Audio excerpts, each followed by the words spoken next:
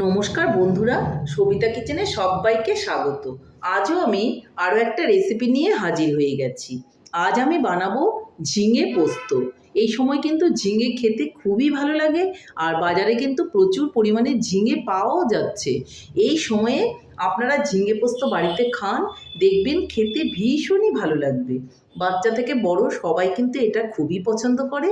আর আমি যেভাবে ঝিঙে পোস্তটা বানিয়েছি, এইভাবে যদি আপনারা বাড়িতে ঝিঙে পোস্ত বানান, তাহলে কিন্তু রুটি, পরোটা, গরম ভাত সব কিছুর সঙ্গেই ভীষণ ভালো লাগবে। তো আপনারা আর বেশি দেরি না করে ঝটপট আমার রেসিপিটা দেখে ফেলুন আর বাড়িতে বানিয়ে ফেলুন ঝিঙে পোস্ত। তাহলে আমি কি করে এই রেসিপিটা বানালাম ঝটপট দেখে নিন। ঝিঙে পোস্ত বানানোর জন্য আমি ঝিঙে নিয়ে নিয়েছি, আর এই ঝিঙেগুলোকে আমি ভালো করে ছুলে তারপর কেটে নেব। দেখুন এইভাবে আমি একটা পিলার নিয়েছি, আর পিলার দিয়ে খুব ভালো করে কিন্তু আমি ছুলে নিচ্ছি। একটু একটু করে আমি চোচাটা ছুলবো, পুরো চোচাটা কিন্তু আমি ছুলে ফেলবো না, তাহলে আমার ভালো লাগে না। অনেকে আবার পুরোটাই ফেলে দিলে খেতে পছন্দ করে, কিন্তু আমি একটু একটু রেখে রেখে ফেলে খেতে পছন্দ করি এই ঝিঙাটা। তাহলে আমি খুব ভালো করে কিন্তু এটাকে ছুলে নিচ্ছি। আপনারা বটি দিয়ে বা ছুরি দিয়ে যার যেরকম সুবিধা সেইভাবে কিন্তু ছুলে নিতে পারেন। দেখতেই পাচ্ছেন আপনারা, আমি একটু রেখে রেখে কিন্তু ছুলেছি। এই যে আর ছুলবো না, ঠিক এরকমই থাকবে। তাহলে পুরো ঝিঙেটা আমি ছুলে কেটে নিচ্ছি। দেখুন বন্ধুরা, পুরো ঝিঙেটাই কিন্তু আমি ছুলে নিয়েছি, আর এখন আমি এই জায়গাটাকে পরিষ্কার করে তারপর কিন্তু আমি কেটে নেব। ঝিঙেটাকে এখন আমি টুকরো করে নেব।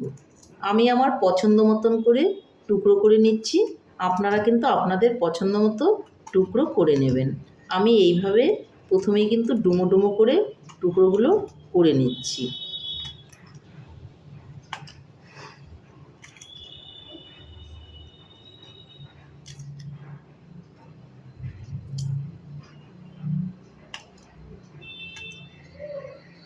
দেখতেই পাচ্ছেন আপনারা, এখন আমি ঝিঙেগুলোকে এইভাবে দুটো টুকরো দিয়েছি, দেখতেই পাচ্ছেন পাতলা করে।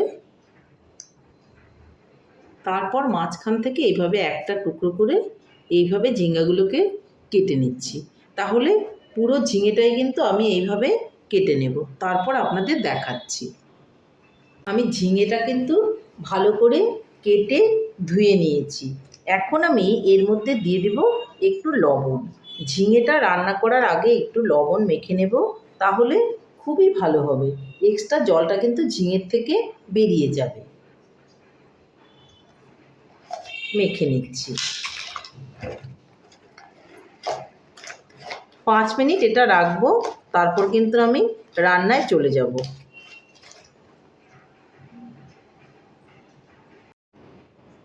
দেখুন বন্ধুরা, 5 মিনিট কিন্তু হয়ে গেছে। ঝিঙে তো এমনিতেই একটু নরম জিনিস, আর লবণ মেখে রাখাতে আরও একটু কিন্তু নরম হয়ে আছে। আমি আপনাদের দেখাচ্ছি লবণ মাখার দরুন কতটা জল বের হয়েছে, দেখতেই পাচ্ছেন। এই জলটা বেরিয়ে গেলে কিন্তু ঝিঙেটা ভাজতে সুবিধা হবে। তাহলে এখন আমি চলে যাচ্ছি উনানের দিকে। এদিকে আমি উনানে একটা কড়াই বসিয়ে দিয়েছি, আর তাতে এখন দিয়ে দেব তেল। তেলটা কিন্তু খুবই অল্প দেব, খুব বেশি তেল কিন্তু আমি দেব না। তেলটা কিন্তু আমি দিয়ে দিয়েছি, আর তেলটা কিন্তু গরমও হয়ে গেছে। একটু কড়াইটা এভাবে তেলটা ছড়িয়ে নিচ্ছি, বুঝতেই পাচ্ছেন আপনারা। এখন আমি এর মধ্যে দিয়ে দিব অল্প করে কালো জিরে। কালো জিরে দিলে বেশ ভালো লাগে খেতে।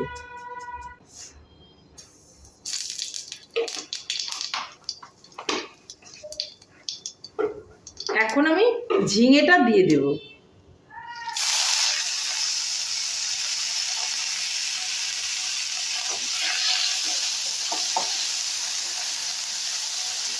ঝিঙের মধ্যে আমি এখন দেব হলুদ।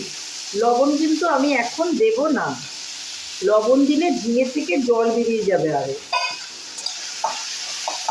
হলুদ দিয়ে আমি ঝিঙেটাকে ভেজে নেব। এই সময় কিন্তু আঁচটাকে বাড়ানোই থাকবে, তাহলে ঝিঙেটা আমি ভালো করে ভেজে নিচ্ছি।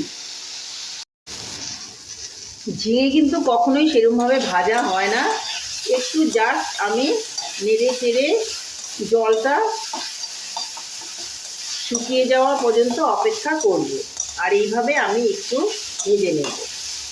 দেখুন জলটা কিন্তু শুকিয়ে গেছে, আর কড়াইয়ের মধ্যে কিন্তু আমার লেগে যেতে শুরু করেছে।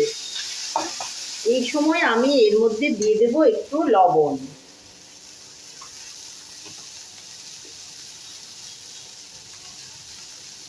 লবণটা পরিমাপ মতো দিতে হবে, যেন বেশি হয়ে না যায়। এখন আমি নেড়ে চেড়ে দেব। আর লবণটা দেওয়ার পর আমি এর মধ্যে দিয়ে দেব লঙ্কা। লঙ্কাও খুব একটা বেশি দেব না, একটুখানি লঙ্কা আমি বেটে দিয়েছি, এইটুকুতেই কিন্তু হয়ে যাবে।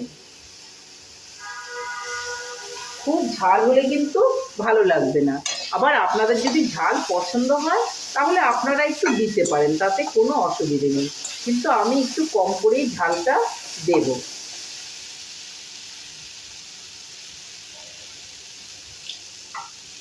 তারপর আমি এর মধ্যে দিয়ে দিব পোস্ত। পোস্তটাও এইটুকু দিলেই হয়ে যাবে, আর দেওয়ার প্রয়োজন নেই। দেখুন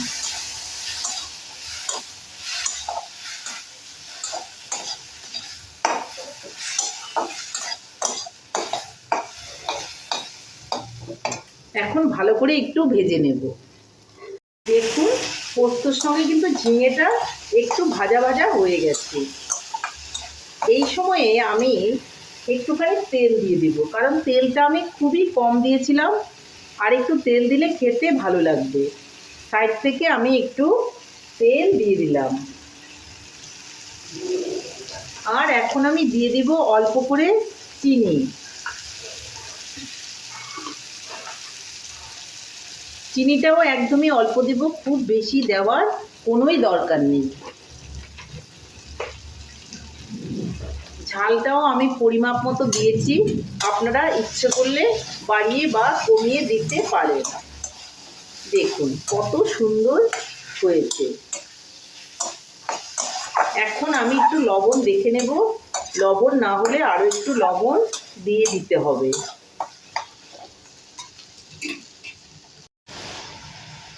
ঝিঙে পোস্তর মধ্যে একটু জল দিয়ে দিয়েছি।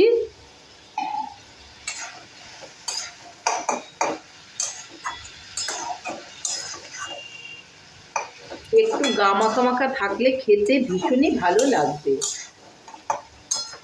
লবণটাও ঠিক আছে, আর লবণের কোনো প্রয়োজন হয়নি। এখন কিন্তু একটু নেড়ে চেড়ে আমি এই ঝিঙে পোস্তটাকে নামিয়ে নেব।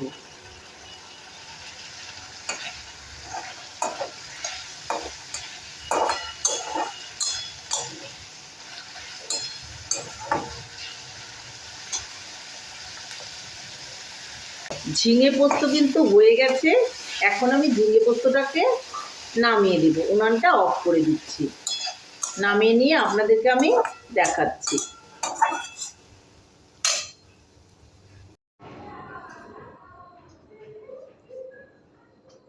তাহলে বন্ধুরা ঝিঙে পোস্ত কিন্তু ফাইনালি রেডি। দেখুন কত সুন্দর হয়েছে, দেখতেও যতটা সুন্দর হয়েছে খেতেও কিন্তু ততটাই ভালো হয়েছে। আপনারা বাড়িতে এইভাবে ঝিঙে পোস্ত বানান আর সবাই মিলে খান, আপনাদেরও দেখবেন ভীষণই ভালো লাগবে। বানানোটা খুবই সহজ আর খেতেও ভীষণ ভালো।